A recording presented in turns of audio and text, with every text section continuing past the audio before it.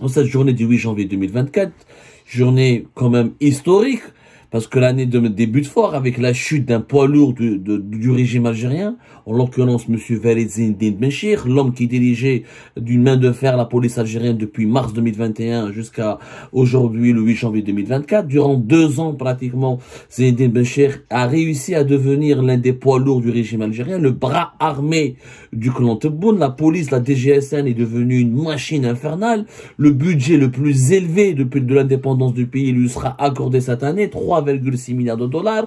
De 2022 à 2023, elle a consommé entre 2,2 jusqu'à 2,6 milliards de dollars la police algérienne. Et plus de 250 000 policiers, des unités d'élite, des unités d'intervention, des brigades de recherche.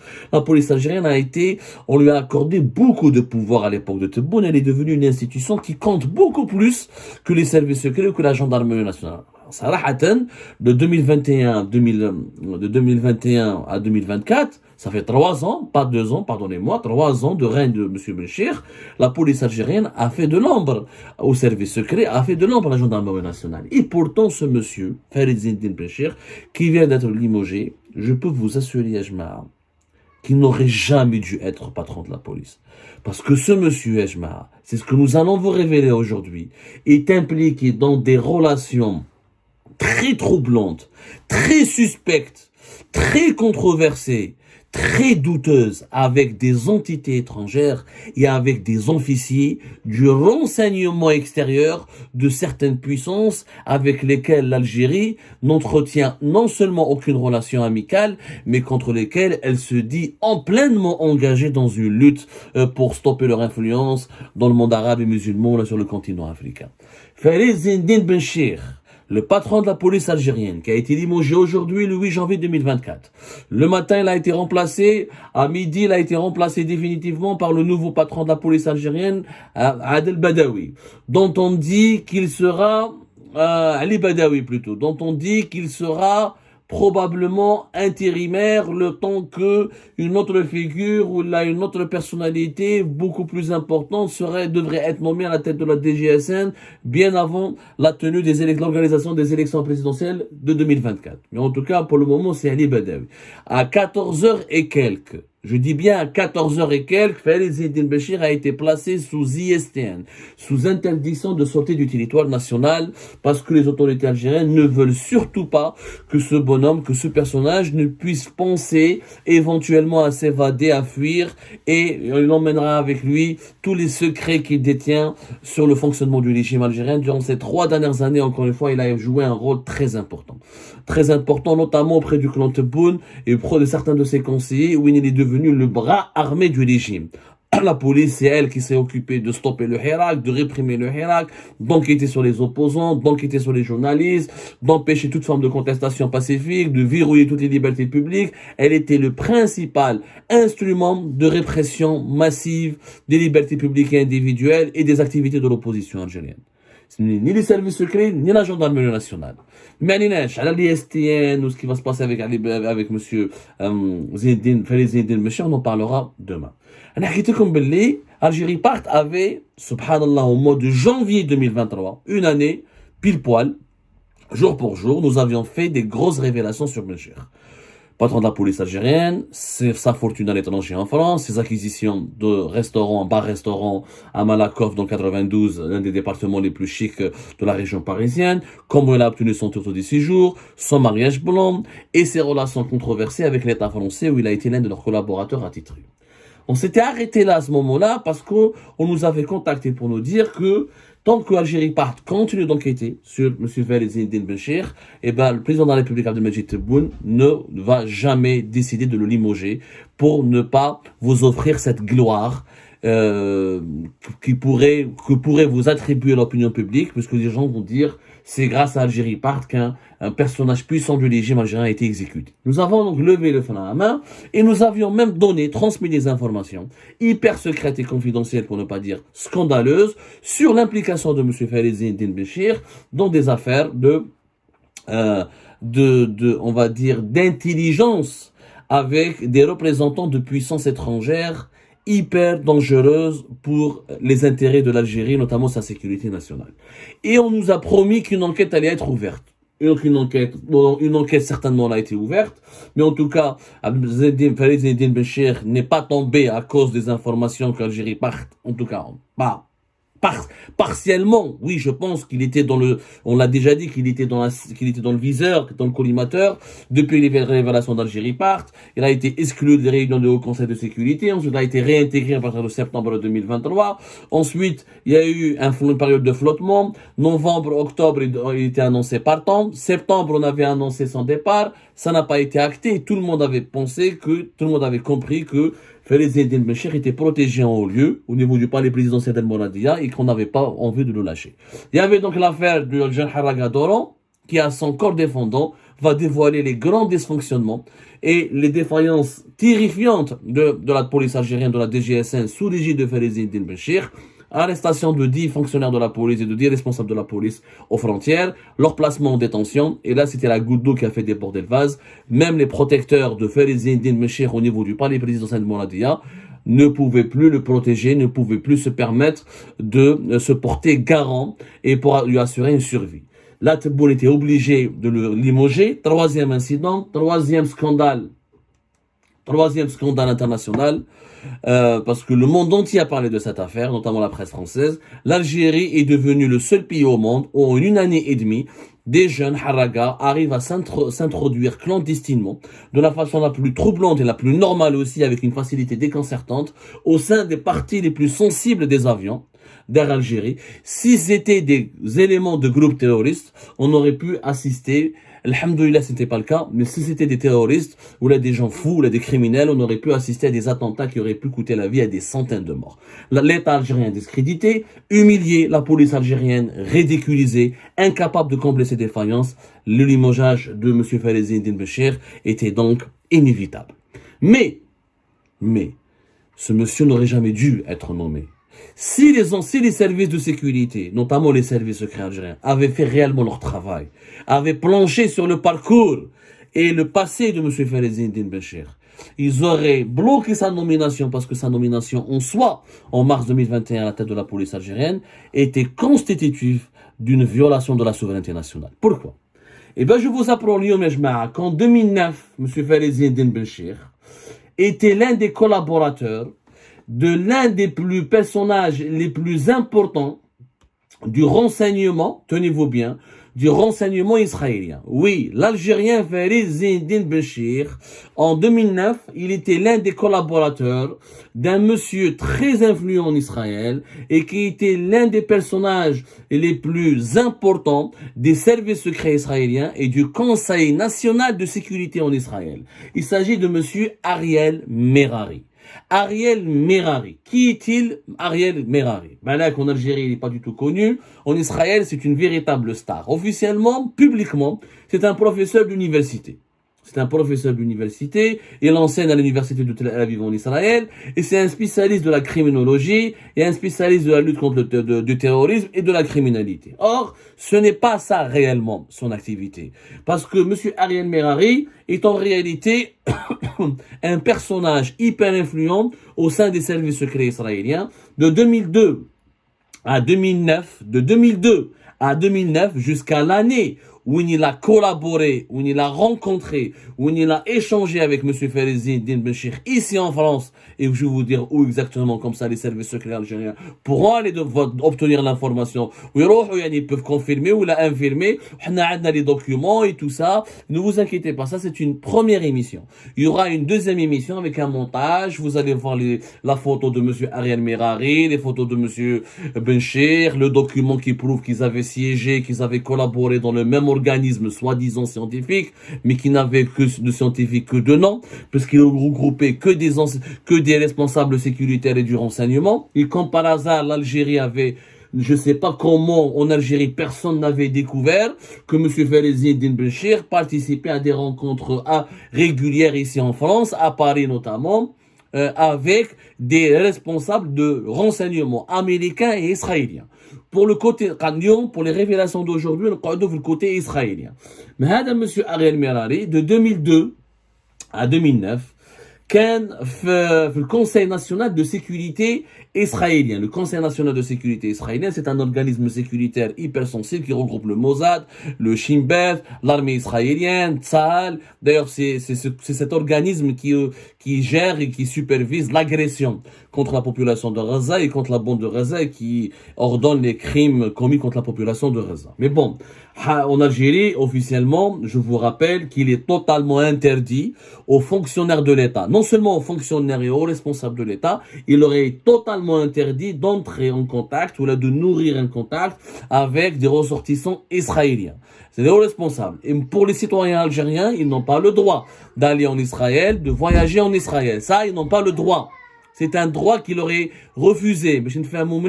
C'est-à-dire que c'est criminalisé pratiquement d'avoir des contacts avec ce qu'on appelle le régime algérien, appelle l'entité sioniste.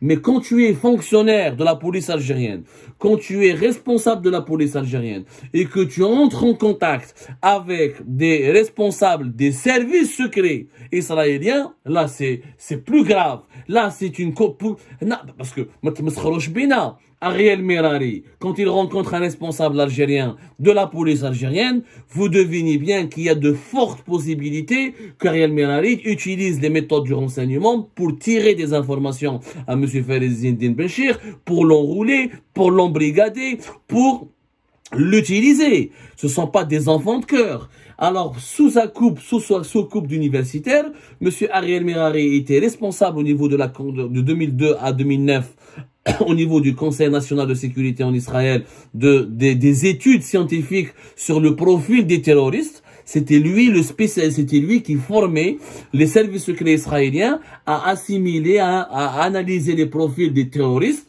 Ce qui est appelé terroriste en Israël, en réalité, ce sont pas des mouvements terroristes comme Al-Qaïda et Daesh uniquement, puisque même les mouvements de résistance palestiniens sont considérés par Israël comme des terroristes. Ça, je pense que Farizeddine Benchir, quand il rencontrait à Paris M. Ariel Mirari, il devait le savoir. Donc, de 2002 à 2009, c'est lui qui a été le directeur scientifique de la recherche sur les terroristes palestiniens au Conseil de sécurité nationale israélien de 2002 à 2009. Donc, pour avoir un tel poste, c'est qu'il faut être parrainé très proche du Mossad. Dans la presse israélienne spécialisée, si vous voulez vous informer sur Ariel Mirari, je vous invite à aller lire la presse israélienne spécialisée et vous allez comprendre ce qu'on voit Ariel Mirari. En plus, Ariel Mirari, durant, non seulement il a dirigé les études scientifiques sur le terrorisme et sur les kamikazes et sur les terroristes palestiniens au niveau du Conseil national de sécurité israélien, mais il était aussi formateur. Il était formateur il était formateur des services de sécurité israéliens, notamment des services secrets le Mossad, sur les méthodes qu'il faut utiliser pour les négociations. Il a dirigé l'unité israélienne de négociation des otages et de gestion de crise. Il l'a commandé pendant 20 ans, monsieur Ariel Mirari. هذا ماشي un citoyen israélien, parce que qui خرجت في E24 قال لك عبدو السمار باع روحو إسرائيل, alors que j'ai parlé à des journalistes dont certains étaient français, la majorité étaient français, certains étaient israéliens. Mais c'était des journalistes. Je suis citoyen. Mais j'ai une fonction politique. Je suis pas un policier. Je suis pas un militaire. Je suis pas un dirigeant politique. Ariel Mirari qui dirigeait pendant 20 ans l'unité de gestion et de formation sur la gestion des négociations des otages. Pendant 20 ans. C'est l'un des piliers du renseignement israélien. Oui, كيفاش عرف Farizeddine Benchir? Officiellement, Farizeddine Benchir a fait croire, bien sûr, lui, durant toute sa carrière, il a fait croire aux autorités algériennes qu'il était un scientifique, qu'il faisait des recherches en criminologie, qu'il a étudié la psychologie, ce qui est vrai, il a fait des études en criminologie, il a même fait des livres, etc. Ceci dit, la recherche, ceci dit en 2009, il était membre d'un organisme qu'on appelle le MCC, qui est le Conseil scientifique international, du département de recherche sur les menaces criminelles contemporaines. Sur les menaces criminelles contemporaines, c'est un organisme de recherche ici en France, de recherche théoriquement, mais quand on voit à quel titre il a siégé au niveau du conseil scientifique international du MCC, de cet organisme français, qui était rattaché indirectement à l'université Panthéon Paris 2, en tant que membre du conseil scientifique, on retrouve Farizeddine Benchir à côté de monsieur Ariel Mirari. Mais Farizeddine Benchir n'était pas là membre en tant que chercheur. Il était d'abord, au le document que je vais vous montrer tout à l'heure dans l'émission quand on va lui faire du montage, il était présenté comme ceci, haut fonctionnaire dans la direction générale de la Sûreté nationale. Point virgule, chargé du cours psychologie criminelle à l'université d'Alger. Il a été d'abord présenté comme responsable de la police algérienne. Yani, c'est en sa qualité de responsable, de fonctionnaire à la direction à la DGSN qu'il a été sélectionné comme membre dans cet organisme qui regroupe plusieurs hauts responsables des services de sécurité étrangers, dont des Français, dont des Américains, membres de la CIA. كاين واحد فيهم membre de la CIA, il était responsable de la CIA. نهضروا عليه وعلى les relations اللي كاين بينه وبين monsieur Farizeddine Benchir, plus Ariel Mirari. Ariel Mirari, bien sûr, qui تقرا les travaux du MCC, ils disent pas que c'est un officier de renseignement israélien, il a dirigé, qu'il était membre éminent du Conseil de sécurité nationale d'Israël, il a dirigé il a dirigé l'unité de gestion et de crise dans les négociations dans les otages pendant 20 ans et qu'il était donc l'un des formateurs du Mossad et des services secrets. Mais bien sûr, les Français ne le disent pas au regard des relations stratégiques qu'il y a entre la France et Israël. Mais quand on connaît, quand on veut s'informer, quand on fait des recherches, quand on fait des enquêtes et quand on veut comprendre qui était à côté de qui, et quand on fait des recherches sur Ariel Mirari, on voit la réalité, la vérité sur ce personnage. C'est l'organisme, soi-disant scientifique, qui luttait, qui faisait des recherches effectivement, et qui regroupait, qui faisait des recherches et des colloques et des rencontres scientifiques sur comment identifier et lutter contre les menaces criminelles contemporaines. Il y avait fait que des politiques et des responsables de services de sécurité. Il y avait un haut responsable marocain du ministère de l'Intérieur, monsieur Youssef Belarabi, qui est aussi, d'après nos investigations, l'un des contacts de monsieur Farizeddine Benchir. Il avait excellent contact avec les Marocains. Alors qu'aujourd'hui, le régime algérien diabolise le Maroc en permanence. Mais il a confié sa police à un collaborateur direct d'un haut responsable des services de sécurité marocains au niveau du ministère de l'Intérieur et qui pourrait être aussi membre des services secrets marocains. Au passage, mais Farizeddine Benchir aussi, سمحوا لي يا جماعة, كان aussi قدامه, سمحوا لي يا جماعة الخير باش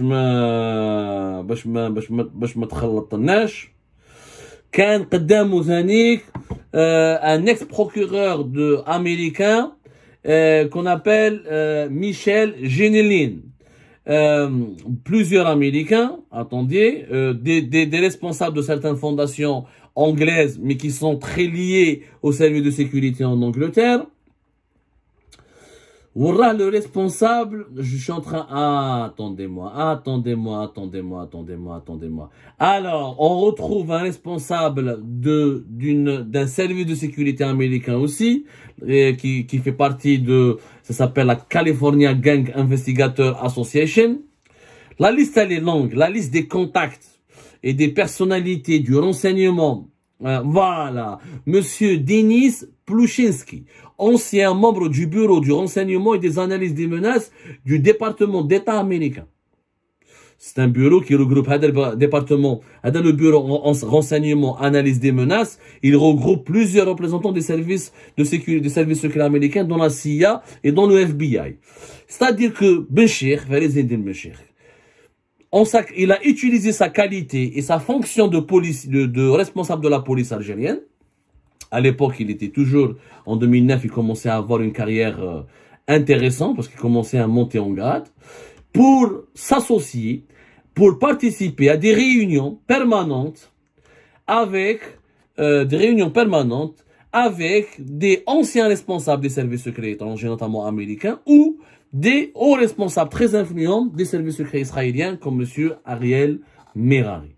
Comment, plus tard, en 2021, comment on peut confier la police algérienne à quelqu'un qui a collaboré, siégé, travaillé, étudié avec un haut responsable des services secrets israéliens. Maintenant, vous allez me dire, mais Abdo, c'était pas grave, Balak, c'était que des échanges scientifiques, etc. Et je m'attends, ne soyez pas idiots.